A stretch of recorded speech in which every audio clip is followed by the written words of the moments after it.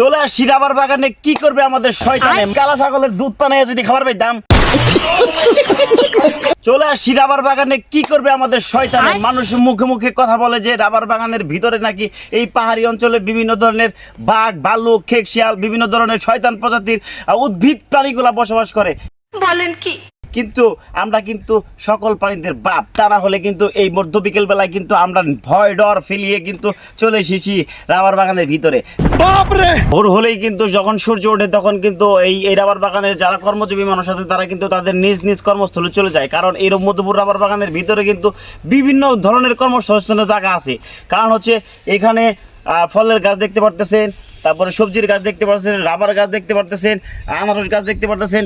এই রাবার বাগানের ভিতরে কিন্তু বিভিন্ন ধরনের শাকসবজি, ফলমূল থেকে শুরু করে ঔষধি বনজি সকল ধরনের চাষাবাদ হয়ে থাকে। তো আমরা বেশি কথা না বাড়িয়ে চলে যাবো সোজা রাবার বাগানের দিকে। আমার পিছনে দেখতে পাচ্ছেন একটা কালা ছাগলের পাল। এই পাল দেখে একটা কথা মনে হয়ে গেল গা, এই প্রচন্ড গরমের ভিতরে আমার মন চাইতেছে কি জানেন? এই কালা ছাগলের দুধ পানায় যদি খাবার পাইতাম। আহ কি সুন্দর টেস্ট, মজা লাগতো। আপনারা কি করেন? এই ছাগলের দুধ কিন্তু ভেরি ভেরি ভেরি ভেরি মিষ্টি। এটা জানুন, একটা ছাগল ধরার চেষ্টা করি। দেখেন ছাগলের বাট দেখছেন, মনে হয় আধা মন করে দুধ আমার মনে হয়। তোর মাথা নষ্ট। খেলা কিন্তু ভেরি ভেরি বড় বড় বাট, খুব সুন্দর বাট দেখতেছেন। এরা কিন্তু সকালবেলা যখন ঘর থেকে বের হয়ে যায় নিরলস ভাবে কিন্তু তারা বিকেলবেলা কিন্তু আবার তাদের ঘরে ফিরে যায়।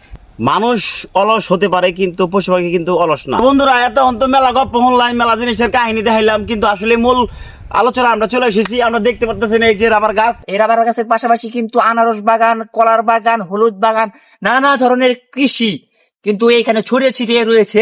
এখান থেকে কিন্তু বাংলাদেশের অর্থনীতির বিরাট একটা ঘাটতি পূরণ হয়।